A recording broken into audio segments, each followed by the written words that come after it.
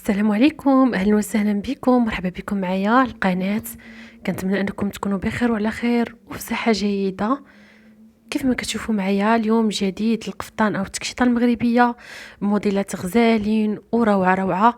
وكيف ما كتشوفوا معايا تشكيله راقيه للنساء الراقيات المغربيات. كنتمنى ان هاد الموديلات هادو او التشكيله اللي جبت لكم اليوم انها تعجبكم، وانا متاكده انها غتروقكم لانها صراحه يعني كما كتشوفوا معايا هاد الموديلات يعني رائعين بزاف، والتصاميم اللي فيهم راقيه جدا. كيف ما كتشوفوا معايا بحال هاد الموديل هذا اللي فيه توب كحل وداخل عليه الدوري، فهو مصمم بهذه الطريقه هذه اللي كيجي خفيف وزوين في اللبسه.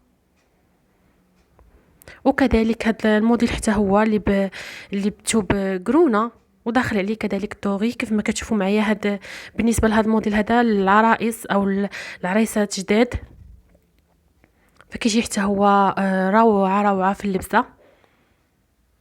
وكيف ما كتشوفوا معايا هذا اللوين حتى هو يعني كيدخل البهجه وزوين في التصميم ديالو.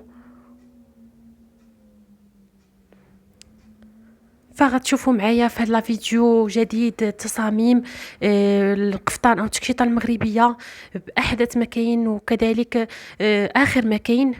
كيف ما عودتكم ديما ودائما غادي تبقاو تشوفوا معايا الجديد والحصري في عالم الازياء، لا بالنسبه للمغربيه او العالميه. ما تنسوش انكم تشاركوا في القناه وتضغطوا على زر الاعجاب، وكذلك تفعلوا الجرس باش يوصلكم جديد الفيديوهات ديالي. ونخليكم مع تتمه لا فيديو، وشكرا لكم على المشاهده.